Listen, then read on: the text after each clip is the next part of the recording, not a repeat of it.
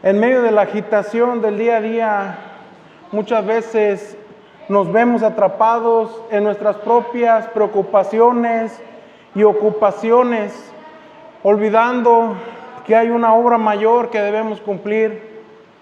El día de hoy nos toca iniciar en Juan 4, del verso 31 al 38.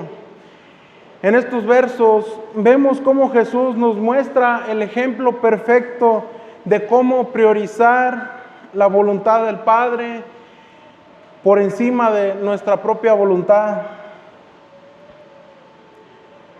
Jesús vino a este mundo con un propósito claro: realizar la voluntad de Dios.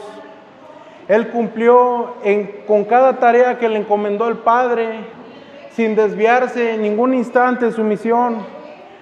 Nosotros somos seguidores de Cristo y también debemos de seguir su ejemplo. Debemos de obedecer su voluntad. Debemos de poner primero la voluntad de Dios por encima de todo en nuestras vidas. Es fácil que nos perdamos en nuestras propias ambiciones y en nuestras propias metas personales, pero recordemos que Jesús terminó toda la obra que le encomendó el Padre. Ahora es nuestro turno de encargarnos de sembrar y de cosechar en el campo del Señor, porque aquel que siembra y aquel que cosecha tendrá la misma bendición, que es la vida eterna. Al ponernos en acción como obreros del Señor, no solo recibiremos la promesa de la vida eterna, sino que también seremos testigos de las abundantes bendiciones que Dios derrama sobre aquellos que obedecen su voluntad. Cosecharemos bendiciones en forma de amor, en forma de paz, en forma de gozo, de prosperidad y de salvación. No desperdiciemos más tiempo en vanidades y preocupaciones terrenales. Es tiempo de que nos enfoquemos en la obra de Dios, en esa obra que el Padre nos ha encomendado a nosotros, que es sembrar y cosechar en su nombre. Recordemos que las bendiciones del Señor que nos esperan son abundantes. Es hora de que pongamos manos a la obra y que cosechemos esas bendiciones para la vida eterna. Esta es la reunión de estudio bíblico número 15. Sean bienvenidos y que Dios bendiga sus vidas grandemente. En la reunión anterior mirábamos sobre la mujer que tenía una fe, la mujer samaritana tenía una fe tremenda de que ella esperaba la promesa de la venida del Mesías. Mirábamos cómo Jesús tuvo la intención de ir hacia ella y darle una nueva vida. Cómo Jesús le importó a esta mujer, que el mundo la desechaba, la despreciaba por ser una mujer pecadora. Y cómo Jesús va y le tiende su mano y le ofrece que beba de esa fuente de agua de vida eterna. Vimos en la clase anterior también cómo Jesús se reveló ante muchas personas de que Él era el Mesías esperado. Y también mirábamos que muchas personas que eran creyentes, que eran personas que eran maestros en la ley, personas sabias en la palabra de Dios, aún así dudaban de Él.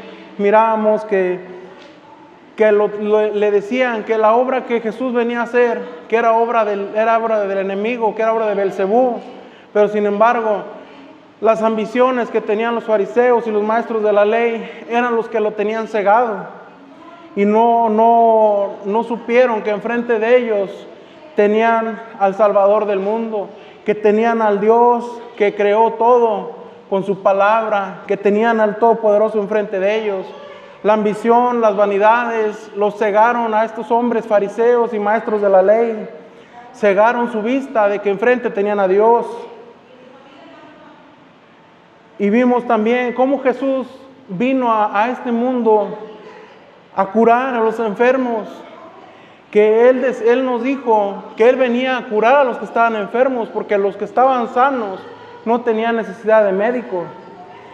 Y miramos también cómo la mujer samaritana dejó su cántaro en el que ella iba a sacar agua del pozo, y ella priorizó primeramente ir y predicar la palabra, decirle a la gente de su ciudad, decirle: aquí está el Mesías, un hombre que conoce todo de mí. Vengan y mírenlo ustedes mismos, experimenten ustedes el poder y la sabiduría del hombre que está ahí. Vengan, está ahí en el pozo.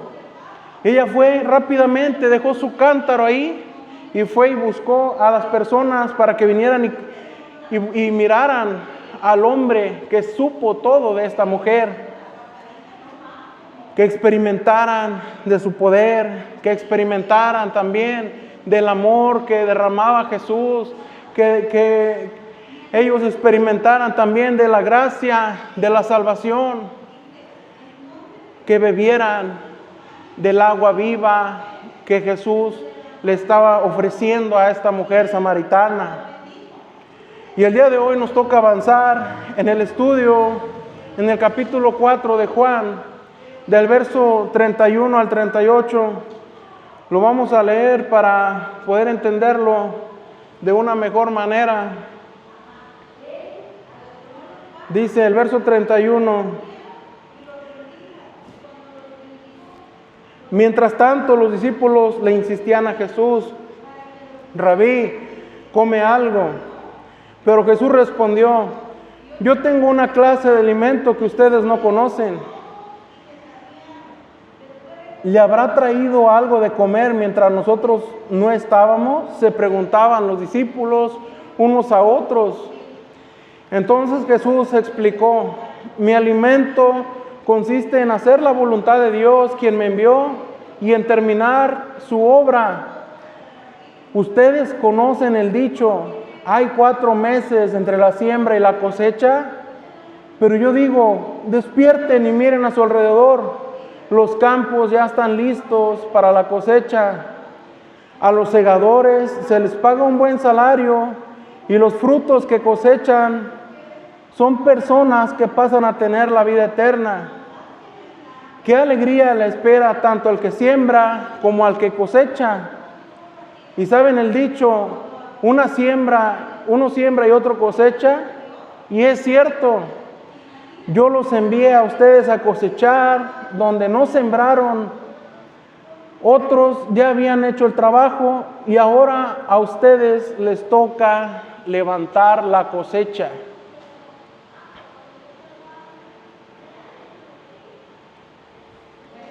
Y hoy vamos a comenzar del verso 31 al 32, donde dice: mientras tanto los discípulos le insistían que comiera algo.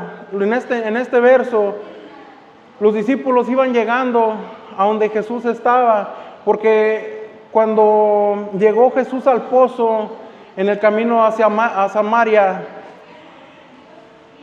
Él se quedó en el pozo esperando, y los discípulos se fueron a comprar comida. Entonces ellos llegan y encuentran a Jesús hablando con esta mujer samaritana. Y ellos le dicen esto: Rabí, come algo. Y Jesús les respondió: yo tengo una clase de alimento que ustedes no conocen.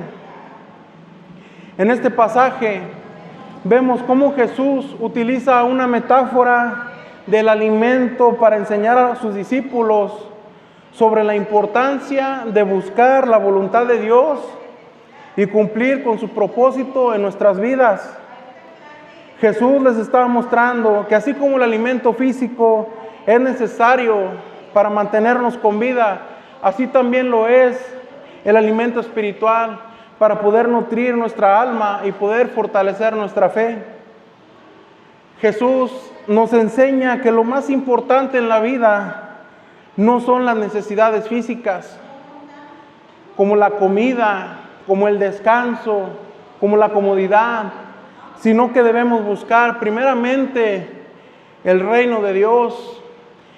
Y esto lo podemos encontrar en Mateo capítulo 6, verso 34, donde dice: así que no se preocupen por el mañana, porque el día de mañana traerá sus propias preocupaciones, los problemas del día de hoy son suficientes por hoy. Y un versículo antes, en el verso 33, nos dice que busquemos el reino de Dios y su justicia, y todas las cosas serán añadidas. Y esto es algo de suma importancia que debemos grabarnos bien en nuestras mentes. Son dos puntos clave que debemos ponerle mucha importancia, porque esto no lo tenemos que grabar en nuestra mente. Y uno es lo que leímos en el verso anterior, que dice que no te preocupes por el mañana.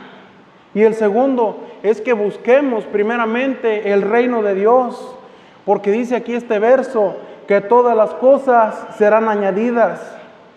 Si tú buscas primero el reino de Dios, si tú lo buscas primero, Él te va a proveer, Él te va a sustentar, Él te dará todas esas cosas secundarias que tú puedas necesitar. Y fíjate lo que dice en el verso 26, ahí en el mismo capítulo 6 de Mateo. Dice, miren los pájaros, no plantan ni cosechan, ni guardan comida en graneros, porque el Padre Celestial los alimenta. Y fíjate ahí algo bien importante lo que dice en este verso. Dice, ¿y no son ustedes para Él mucho más valioso que ellos? Esto es algo muy, muy impactante, palabras que Jesús nos está diciendo. Dice que los pájaros no siembran y no cosechan, y sin embargo Dios los alimenta. Y termina diciendo, ¿no somos más valiosos que ellos? Si tú pones primeramente el reino de Dios, ten por seguro que Dios te va a sustentar. ¿Y por qué nos debemos preocupar por el mañana? Busquemos primero el reino de Dios. Si tú pones primero la voluntad de Dios en tu vida, que busques tú primero ese alimento en el Espíritu, si buscas encender esa llama del Espíritu Santo en tu vida diariamente, si buscas esa agua viva y no esa agua física que te puede dar sed otra vez, cuando nos alimentamos espiritualmente, estamos fortaleciendo nuestra relación con Dios, estamos creciendo en nuestra fe y capacitándonos para llevar a cabo la misión que Dios nos ha encomendado, que Dios nos ha dicho que hagamos en este mundo, que es ir y cosechar y sembrar la semilla de su palabra. Debemos buscar primeramente el reino de Dios. ¿Y cómo la buscamos? Lo podemos buscar a través de la palabra, a través de la oración constante, a través de la comunión entre creyentes. Que no olvides alimentar tu espíritu todos los días, que busques a Dios diariamente, que ores siempre, que no se te pase orar, porque es algo tremendo la oración, que busques tener esa relación con Dios diariamente, que empieces a leer la Biblia, porque cuando tú lees la Biblia estás escuchando la voz misma de Dios, porque dice su palabra que toda la escritura fue inspirada por Dios. Son pensamientos propios de Dios. Cuando tú lees la escritura estás escuchando la voz de Dios. Y si tú no tienes una Biblia, ya la podemos descargar hasta en el celular, para que la traigas en todos lados. Es fácil, nada más la descargas, la instalas y te pones a leer un capítulo diario. Con un poquito que empieces, dice la Biblia que a Dios le gustan los pequeños comienzos. Y si no tienes a lo mejor memoria en tu celular, con gusto te regalo una Biblia de estas para que puedas empezar a leer la palabra. No tienes que leer demasiado. Es importante que leas aunque sea poquito, que empecemos. Porque si leemos mucho, también lo que puede pasar es como cuando uno va a querer hacer ejercicio y dice uno, no, pues yo estoy empezando, traigo toda la energía. pero dices, me voy a aventar a caminar 1 hora o 2 horas, y al rato, ¿qué es lo que pasa? Terminas todo cansado, y ya no lo haces, ya no vuelves. Vas al gimnasio, te pones acá bien, y al siguiente día sales bien cansado, que ya no quieres ni levantarte ni ir. Es lo mismo con la escritura. A lo mejor te vas a aburrir de leer tanto, porque a lo mejor en veces son palabras que uno en veces no comprende muy bien, pero si lees poquito a poquito, te aseguro que vas a poder entenderlo de una mejor manera. Que leas aunque sea poquito, pero que lo comprendas, que te detengas en un capítulo y que te pongas letra por letra a ver qué es lo que está pasando ahí. Que podamos empezar a leer la escritura, que podamos orar todos los días, porque esto es de suma importancia la oración. A través de la oración es que recibimos la unción del Espíritu Santo. La oración es lo segundo más importante. Lo primero es Dios y lo segundo es la oración, porque ahí recibes al Espíritu de Dios. Tenemos que orar. No necesitas aventarte a orar 2, 3 horas ni 30 minutos. Con que hagas una pequeña oración diaria, que te acuerdes de que hay alguien ahí que dio todo por ti, que hay alguien ahí que está listo para escucharte, que hay alguien ahí que tú puedas reconocer la necesidad de Dios en tu vida. Que te nutras espiritualmente. Si te nutres espiritualmente, estarás preparado para enfrentar los desafíos de la vida. Podrás tener fortaleza, podrás tener claridad y firmeza en la fe en Dios. Este verso de Juan 4, del 31 al 32, nos recuerda que así como el alimento físico es esencial para poder vivir, para poder mantener nuestro cuerpo, el alimento espiritual también, para poder crecer en tu interior, para poder fortalecer esa relación con Dios. Te invito a que te nutras espiritualmente, que estés preparado y Dios te va a recompensar, Dios te va a dar una vida plena, Dios te va a devolver ese gozo en tu vida, Dios va a restaurar todo lo que está caído en tu vida. Dios te va a ayudar y te va a guiar. Lo importante es que aprendamos a poner la relación de Dios en primer lugar ante todo. Y fíjate en el verso 33 de Juan 4, dice, los discípulos se preguntan, ¿le habrá traído alguien de comer mientras nosotros no estábamos? Esto se lo estaban preguntando los discípulos entre ellos mismos. Ellos se sorprenden que al ver a Jesús que estaba hablando con esta mujer samaritana, y ellos preguntan, a lo mejor esta mujer le trajo algo de comer. Y en este pasaje vemos la preocupación de los discípulos por la necesidad física de Jesús. Porque Jesús, recordemos que a pesar de que Él era Dios, era 100% Dios y 100% hombre, Él tenía también necesidades, tenía necesidades físicas, necesitaba comer igual que nosotros, necesitaba también descansar, porque Él era 100% hombre también, y era 100% Dios, es 100% Dios. Y aquí vemos en este pasaje que ellos estaban muy preocupados porque Jesús, a lo mejor ellos ya sabían que tenía un tiempo en el que no había comido. Y fíjate lo que dice en el verso siguiente, dice, mi comida es que haga la voluntad del que me envió y que concluya su obra. Y en Mateo 4:4 nos dice, cuando Jesús fue al desierto y estuvo tentado por Satanás, fíjate cómo le contesta Jesús. Así se lo dijo en sus palabras a Satanás, la gente no vive solo de pan, sino de cada palabra que sale de la boca de Dios. La palabra que sale de Dios es la que debemos priorizar. que debemos buscar primero su voluntad, que debemos poner en primer lugar a Dios. Los planes de Dios siempre deben ser primero antes que los nuestros.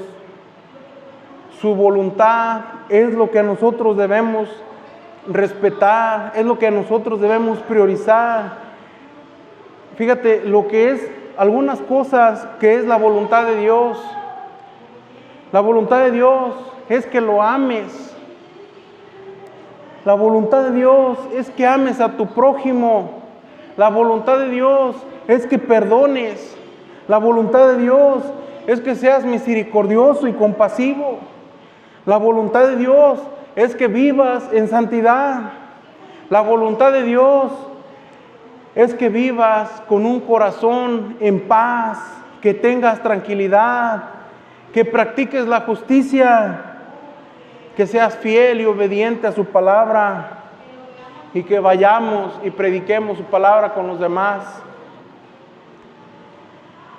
Yo imagino que los que estamos aquí hemos escuchado, a lo mejor hasta nos aprendemos de memoria, nos hemos aprendido de memoria el Padre Nuestro.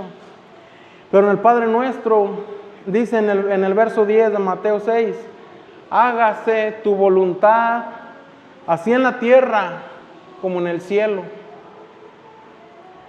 Jesús, en esta oración que Él nos dejó como un ejemplo, Él nos está enseñando que cuando oremos siempre pongamos por encima la voluntad del Padre. Cuando Jesús estaba en el monte Getsemaní, una noche, la noche de que iba a ser arrestado, Él estaba en la carne, su carne sentía miedo, Él sentía mucha preocupación. No sé si tú hayas sentido alguna vez el temor, el miedo, la preocupación a lo que vaya a pasar. No sé si tú lo hayas sentido, pero en la oración que Él hacía cuando estaba en el monte Getsemaní, Él sabía, porque Él era Dios, Él sabía el sufrimiento que Él iba a tener para cuando iba a ser arrestado, cómo lo iban a golpear. Él sabía todo el sufrimiento que le iban a hacer, que lo iban a escupir, que lo iban a decir de cosas. Y todo porque Él vino a cumplir la voluntad del Padre. Él vino a pagar por nuestras rebeliones, por nuestros pecados, por nuestras enfermedades. Y Él dijo esto en su oración en el monte Getsemaní.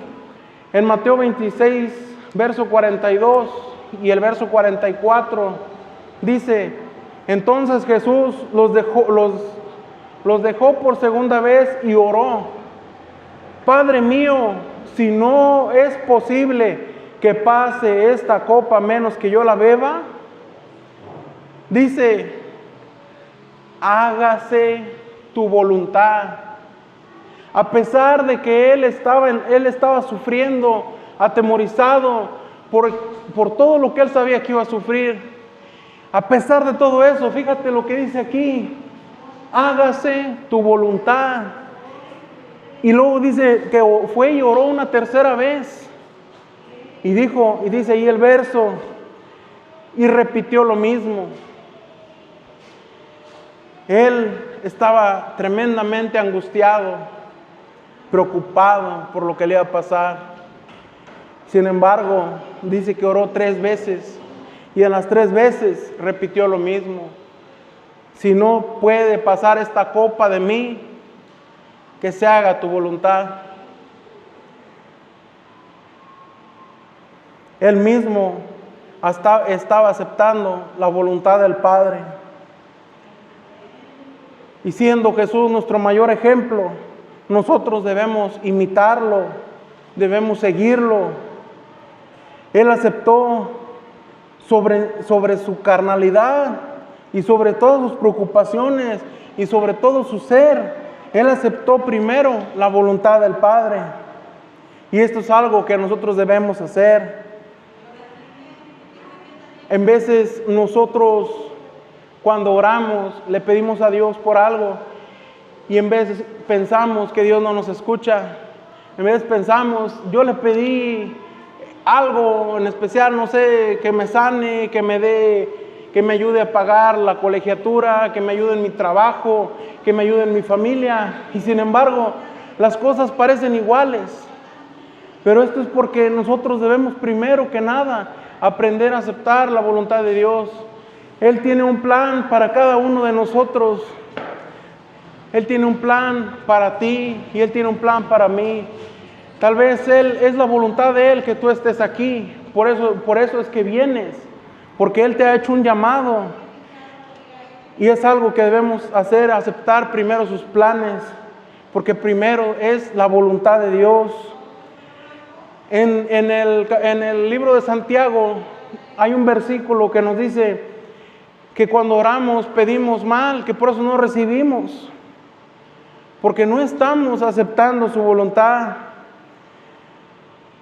Y aquí Jesús, en este verso del Juan 4:33, Él nos está enseñando, le está enseñando a sus discípulos que la verdadera satisfacción y la verdadera plenitud no provienen de cosas materiales, sino que provienen de aceptar la voluntad de Dios y llevar a cabo la obra que Él nos ha encomendado a cada quien. Esta respuesta de Jesús a sus discípulos nos invita a que reflexionemos en qué es lo que queremos nosotros. Si buscamos a Dios para saciar nuestras necesidades físicas, para saciar nuestras necesidades materiales, o si en verdad estamos enfocándonos en buscar primeramente a Dios, primeramente su voluntad. Debemos recordar que nuestra principal prioridad debe ser buscar y hacer la voluntad de Dios en cada momento, en cada situación. Cuando nosotros priorizamos nuestra relación con Dios, Él nos va a mostrar en nuestras vidas la verdadera satisfacción y la verdadera plenitud. Esa plenitud, ese gozo que Él nos puede dar en nuestra vida. Este verso de Juan 4:33 nos invita a que reflexionemos sobre qué es lo que nosotros estamos buscando en Dios. Y en el verso 34 nos dice: entonces Jesús explicó, mi alimento consiste en hacer la voluntad de Dios, quien me envió, y en terminar su obra. Jesús en este verso continúa enseñando a sus discípulos y les dice: mi comida es que se haga la voluntad de Dios primero, que concluya su obra. Y en esta declaración Jesús nos enfatiza nuevamente que su principal objetivo y satisfacción no proviene de las cosas físicas, sino que su satisfacción era cumplir la voluntad de Dios, de llevar a cabo esa obra que Dios le encomendó, que el Padre le dijo. Y esta afirmación de Jesús es un recordatorio poderoso para todos nosotros de que debemos buscar primeramente nutrirnos espiritualmente. El alimento de Jesús, lo que a Él lo movía, lo que a Él lo motivaba, era cumplir la voluntad de Dios en su totalidad. Y fíjate lo que dice en el verso 38 del capítulo 6 de Juan. Son palabras mismas de Jesús. Dice: pues he descendido del cielo para hacer la voluntad de Dios, quien me envió, no para hacer mi propia voluntad. Claramente lo está diciendo Jesús. Vino a cumplir la voluntad del Padre y dice: no a hacer la mía. Él descendió del cielo para cumplir la voluntad de Dios. Él puso por encima de todo la voluntad del Padre. La voluntad de Dios, la obra que Jesús vino a hacer en esta vida fue salvar la humanidad, fue ofrecer redención y reconciliación a través de su sacrificio en la cruz. Jesús vino a enseñar el amor, a enseñar la compasión, a enseñar el perdón y a mostrar el camino hacia la verdadera vida eterna con Dios. Él vino a proclamar el reino de Dios. Él vino a sanar a los enfermos. Él vino a liberar a los oprimidos. Y Él vino a traer esperanza a los que estaban en una desesperación. Y algo muy interesante es que Jesús cumplió toda la voluntad de Dios. Jesús cumplió al pie de la letra todo el plan que le encomendó el Padre.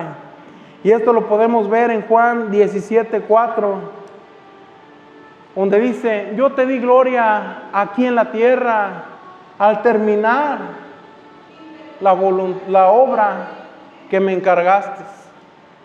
Él está diciendo aquí que Él terminó en su totalidad la obra que el Padre le encomendó. Él cumplió toda la ley y cumplió también todo el plan de Dios, todo lo que el Padre le dijo que hiciera. Por eso en este verso, aquí podemos ver dos cosas muy importantes, dos puntos clave en este verso. Uno es que le dio la gloria a Dios en todo. Y la otra es de que hizo toda la obra que el Padre le encargó. Esto es algo que debemos grabarnos bien también, que debemos ser agradecidos. Que le digas al Padre gracias por todo lo que Él te ha dado, y que podamos cumplir la voluntad del Padre en nuestras vidas. ¿Y cuál es la voluntad del Padre? Ya lo vimos ahorita en una diapositiva anterior. Esa es la voluntad de Dios. La voluntad de Dios es que lo ames, que ames a tu prójimo. La voluntad de Dios, que perdones a los demás, que seas misericordioso, que seas compasivo, que vivas en santidad, que tengas tu corazón tranquilo, que tengas tu corazón en paz, que practiques la justicia y que seamos fieles y obedientes a su palabra. Y aquí solamente son unas cuantas de la voluntad de Dios. Todavía hay muchas otras, pero cuando uno empieza a conocer a Dios, el Espíritu Santo te irá recordando cada cosa. Todas las cosas que Dios quiera de ti, el Espíritu Santo te las va a recordar. La voluntad de Dios que Jesús vino a realizar era poner en marcha el plan de redención para la humanidad, ofreciendo la salvación para todo el mundo, y también que tengamos una reconciliación con el Padre, que podamos entrar confiadamente hacia el trono de la gracia. Esa es la voluntad del Padre, que podamos acercarnos a Él, que podamos ir con Él, pedir perdón y ser agradecidos y cumplir su voluntad.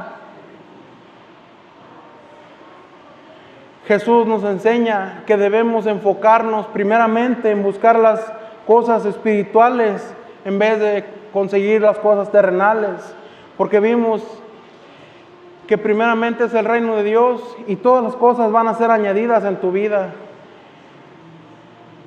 Jesús nos invita a que busques la verdadera plenitud y la verdadera satisfacción de cumplir la voluntad de Dios, y que puedas cumplir ese propósito que Dios tiene para ti.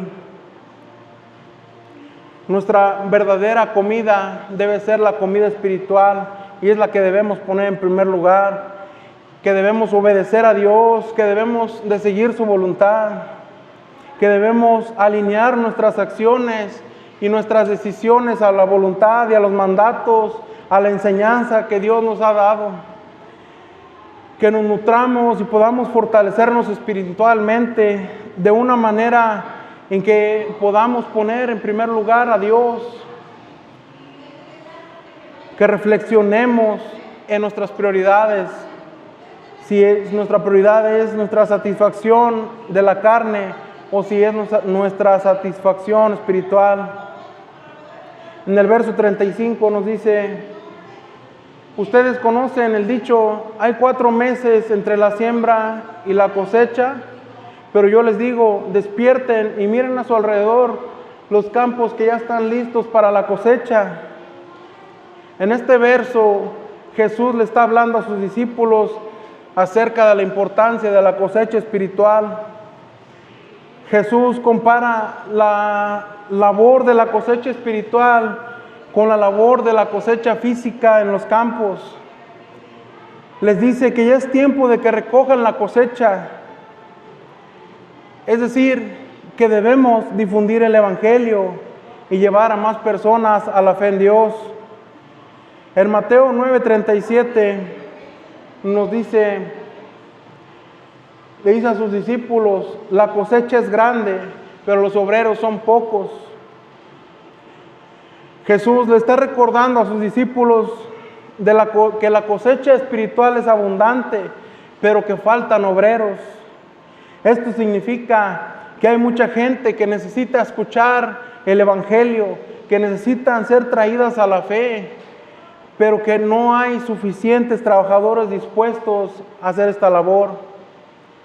Jesús nos está invitando a sus discípulos a que se conviertan en trabajadores de la cosecha, a que se levanten y salgan y prediquen el Evangelio por todo el mundo, por todas las naciones. Nosotros hoy en día también somos llamados a ser obreros de la cosecha. Somos llamados a difundir el amor y la verdad de Dios en el mundo. Esto significa que debemos estar comprometidos en compartir el mensaje de salvación y llevar a más personas a que conozcan a Jesús. Debemos estar dispuestos a trabajar diligentemente en la labor de la cosecha espiritual, sin importar las dificultades, sin importar los obstáculos que podamos estar enfrentando. Recordemos que ahora en día hay muchísimas personas que están pasando por situaciones complicadas, que hay muchas personas que se están buscando refugiar en las adicciones a causa de la depresión, a causa de la ansiedad, pero todos estos vacíos no los llena una botella de alcohol. Todos estos vacíos no los llenan las drogas. Lo que lo puede llenar a las personas es el Espíritu Santo de Dios. Que solo Jesús es el único que puede llenar ese vacío. Esos vacíos están llevando a las personas a buscar y a tomar una decisión equivocada. Que todo esto es por el desconocimiento de Cristo. Es por desconocimiento de que hay una persona que pagó por todos nosotros, que hay una persona que dio todo por la humanidad, que existe Jesús, que Él vino y derramó hasta la última gota de su sangre en esa cruz del Calvario por toda la humanidad. Y este es el mensaje que debemos llevar a las personas pasando por ansiedad, porque no hay obreros que puedan ir, y predicar las palabras de amor, las palabras que Jesús nos dejó. Personas que están pasando por situaciones muy complicadas por falta de obreros, por falta de esos obreros que vayan y siembren esas semillas de amor en la gente. Obreros que vayan y que siembren y que cosechen. En esos obreros, amado, déjame decirte que ahí faltas tú. Faltas tú que puedas llevar esa palabra de aliento a esas personas necesitadas. Faltas tú que puedas llevar esas palabras de consuelo a la gente. Que le puedas dar a las personas esa receta infalible que los va a curar. Que les recetes la cristomicina. Que les recetes la solución que es Jesucristo. Que Él es el Dios y que para Él no hay nada imposible. En este verso Jesús nos está llamando a que seamos obreros activos en nuestra fe, que seamos obreros fieles a Dios, que podamos difundir la luz, que podamos difundir el amor de Dios en todo el mundo, en un mundo tan necesitado, en un mundo que vive bajo las sombras de la ansiedad. Personas que andan por todos lados, que tú los miras y ni siquiera te imaginas tú que esa persona necesita esa palabra. Personas que en vez están hasta dentro de la iglesia y aún así tienen ese vacío espiritual, tienen esa necesidad de Cristo. Personas que andan por todo el mundo necesitadas de aliento, necesitadas de consuelo, necesitadas del amor de Cristo.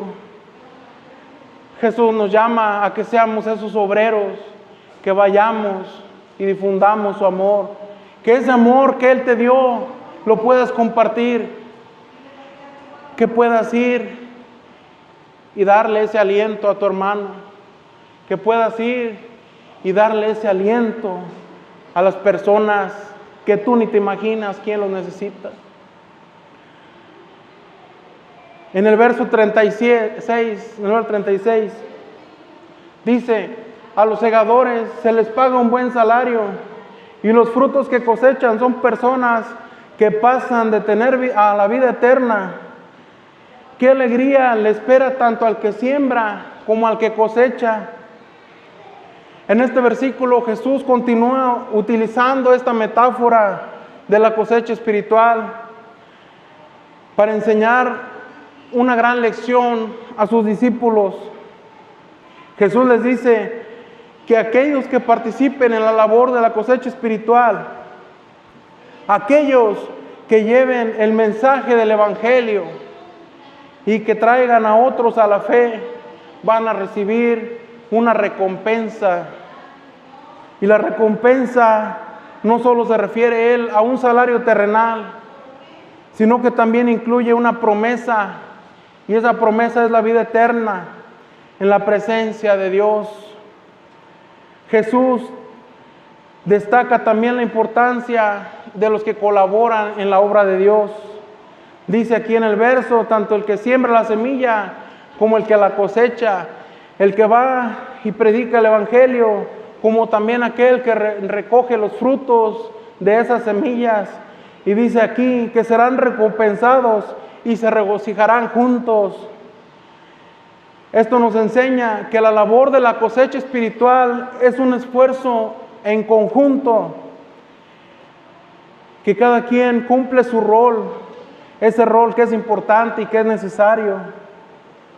En este verso podemos también entender que nuestra labor es la difusión del Evangelio y no es en vano, que vas a tener una recompensa por cada semilla que siembres, que cada palabra de Dios es verdad y que debemos compartirla, que llevemos una cosecha espiritual en nuestras vidas que glorifique a Dios. Y fíjate, te voy a mostrar algo muy interesante. Son bendiciones que da Dios para los obreros. Aparte de la vida eterna, hay bendiciones también. Dios te ofrece satisfacción y alegría. Te ofrece protección y cuidado, fortaleza y sabiduría. Y Él te va a proveer en todo, en todos los aspectos. Y Él te va a dar esperanza. Y vas a tener la promesa de la vida eterna. A través de nuestro servicio a Dios y a los demás, podremos participar de la alegría de ver nosotros la transformación de personas y que podamos compartir ese amor que Cristo nos ha dado a nosotros. Es una satisfacción tremenda que tú mires que una persona va y se goza en la presencia de Dios. Es una satisfacción tremenda, aparte de las bendiciones que Dios nos da, que Él te está prometiendo que te va a cuidar, que Él te va a sustentar, que Él te va a proveer en todo lo que tú necesites. Y estas son pocas de muchas promesas que Dios nos ha hecho. En este verso nos motiva Jesús a que sigamos trabajando en la labor de la cosecha espiritual, que trabajemos con diligencia, que trabajemos con esperanza, que trabajemos con fe y que confíes en esa promesa de esa recompensa que vas a tener tú en los cielos, que puedas tener tú esa seguridad de ese fruto que vas a recoger tú en el momento en que Dios te mande llamar, que puedas tú estar seguro que cuando tú mueras vas a ir directamente a los brazos del Padre, que vas a ir directamente a los brazos de tu Creador. Es muy importante que podamos comprender esto y que podamos grabarnos bien en la mente que vamos a tener recompensa en todo lo que Dios nos ha mandado. En el verso 37 nos dice, ya saben el dicho, uno siembra y otro cosecha, y es cierto. En este verso solamente Jesús nos está haciendo referencia a un proverbio popular que expresa la división de los roles en la agricultura. Dice aquí que uno siembra y otro cosecha. Y Jesús está aplicando esta idea al contexto espiritual para enseñar a sus discípulos acerca de la importancia de que trabajen en unidad para conseguir llegar a la meta, a la obra que Dios nos ha encomendado. Por eso dice, uno siembra y otro cosecha. Cada persona tiene un rol. Cada persona va a tener una bendición. Cada persona debe difundir el Evangelio y traer más personas a la fe. Algunos serán los que siembran la semilla del Evangelio a través de la predicación, a través del testimonio de su vida, a través del servicio a los demás, mientras que otros son los encargados de recoger esos frutos de la siembra.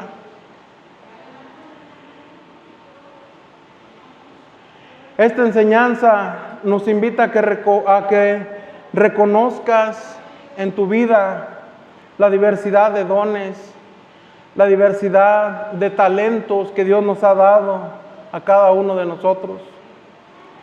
Y nos está enseñando a que debemos trabajar en conjunto, que debemos trabajar por la salvación de más personas. Y aquí nos dice que unos cosechan y otros siembran, pero todos somos importantes y necesarios para el plan de Dios, el plan de salvación para la humanidad, para poder compartir de su amor y de su gracia.